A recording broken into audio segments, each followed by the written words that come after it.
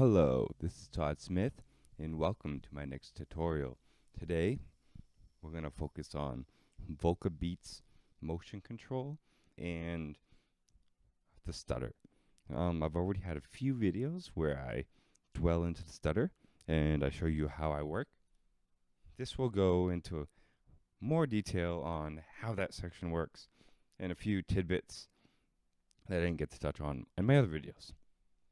Well, first, we're going to touch on the Pcm Speed Recording, because that's what you heard when the video was playing. Now, let's have a normal track. This has no motion control on it at all. It's just a normal beat. Now you have two types of motion control. You have your stutter and your speed.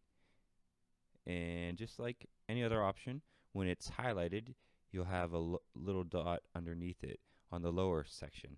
Right now, none are highlighted, so I can turn the knobs all day, all long, with the record button on, and it'll never actually record any knob movements.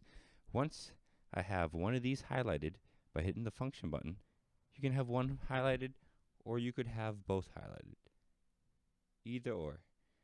But once you have one of them highlighted and the record button is active and you turn those knobs which are highlighted, they will be recorded and played back as a sequence.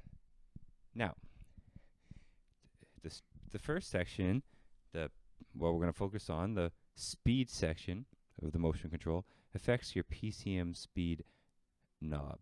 Those two, whenever your speed is highlighted, if you turn the PCM knob during record mode, you will change the sequence to that new knob recording. Now, so let's say you had a beat going.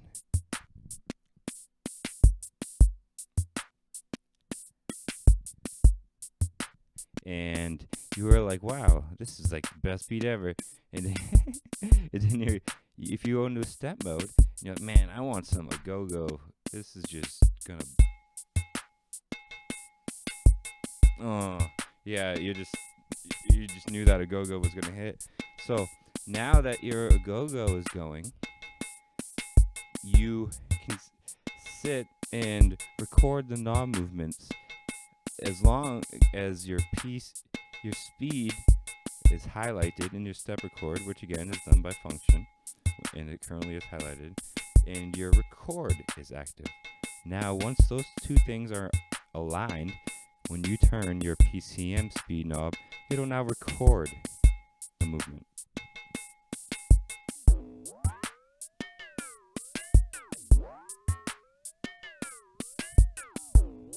As you can see, it changed it. I have not figured out a way to delete these completely. You can re-record over them. If you found a way to delete motion sequences and beats, drop a comment below, because I've been searching for that. But let's say you didn't like it, you can actually re-record over it.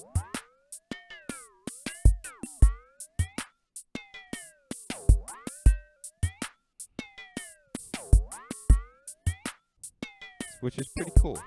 You have as many attempts as you want.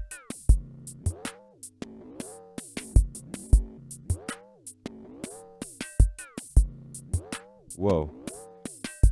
That was weird. It kind of combined the two together. That's kind of cool. We're going to keep that. Alright, so you found something you like, right? That's the go-go. Now you can add a crash. All the sections that can be affected by this, your PCM speed, are your PCM sections.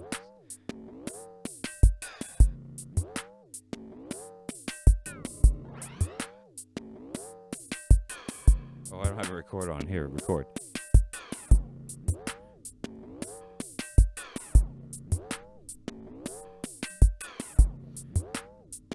All right. So now you can do that for each individual PCM part.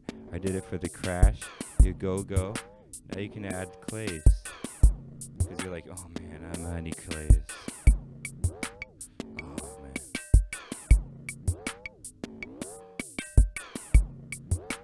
So what do? You hit that record button. Oh, I'm sorry. And then you turn that speed.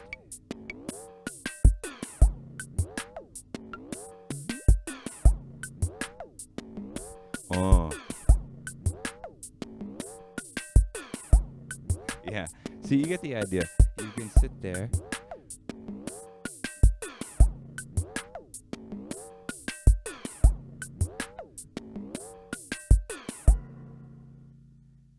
It makes some really cool on-the-fly motion sequences. Like I said, record must be active, and you must have the proper section highlighted.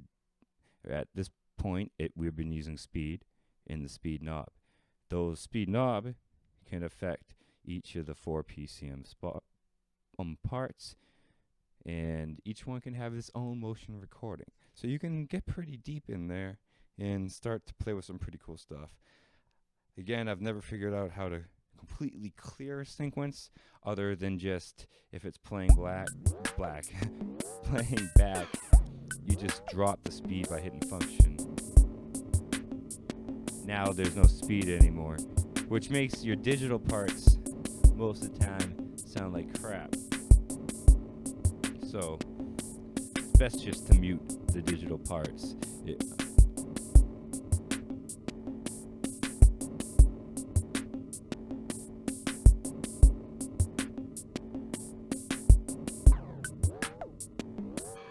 Big difference. Oh my gosh. Yeah, so you get the idea.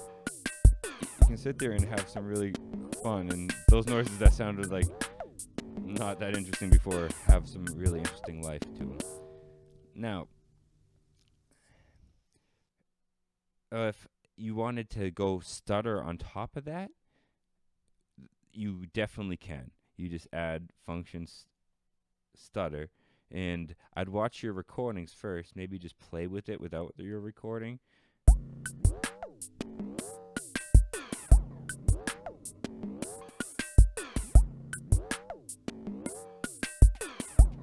Alright. Oh, this brings up something too. A little advanced function that I've seen a few people talk about on the forums that I want to hit really quick. I know this video is kind of dragging on a little bit, so I want to hit this really, really quick. Now, in stutter mode, when you don't need this motion record on to do this. This is just a general rule. When you're turning your time knob, if you turn it without holding down function, your time does not completely align with the internal clock of the machine, so it's a little bit more off and stuttery. If you hold down the function button and turn the time, it's going to be synced into your internal clock, and it'll sound different. Here, I'll give you a quick example. First, I'll play the beat, turning the knob with the function, then without the function.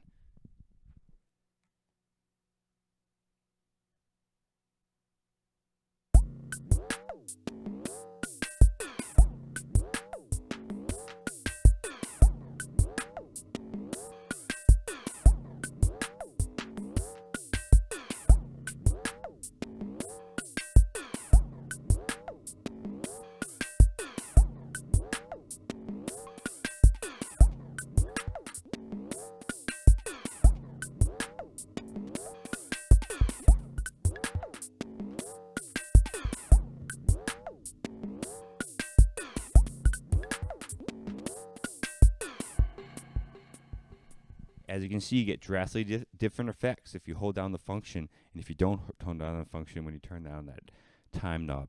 Now, I've heard a lot of people on the forums say that you pretty much always wanted to hold down the function when you turn down the knob, and that's not necessarily the case, because if you've heard that really fast stuttery beat, is actually how I create my really, really intense dynamic beats on this. Is a lot of times I don't hold down the function when I turn down. But it's cool to do both and kind of see how the beat sounds. I've found in general that with function, it's linked up to your time, and it's more safe. You can kind of pump the def up as loud as you want or as much as you want, but it doesn't get as intense. Where if you don't hold down the function, it's not as safe. It's a little bit more chaotic. But if you you can get really crazy things with just a little bit of depth. But if you go too high on your depth, it gets too chaotic for the track. So, but which can be cool. Like if you're doing like effects twin type stuff, man, yeah, you could, you could really like do some crazy shit. So now, let's say you wanted to just record that motion, one of those motions on top of what you were already playing. That's pretty easy. You just need the stutter highlighted on top of your speed. You need the record motion light on, and you hit play, and you record a knob just like you do with anything else. So let's do that.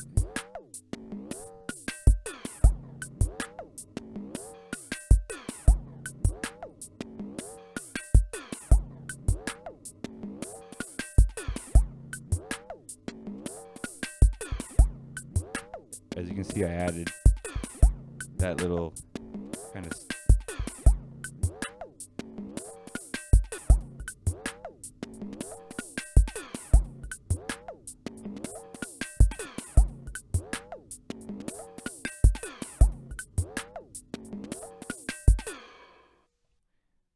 well, I think that's about as far as you can go, and I've dabbled into about everything I can jump into, and now when it comes to stutter, motion control, and the beats. So I hope you enjoyed this tutorial. I know it dragged out to a big 12 minutes, and I'm sorry about that, but I tried to jump deeper into this machine than I did in previous tutorials. You have a great day. Thank you for watching my channel. As always, if you liked anything you saw, heard, please subscribe. There's always a subscription icon on the lower right-hand corner of my screen. This is Todd Smith. Have a great day.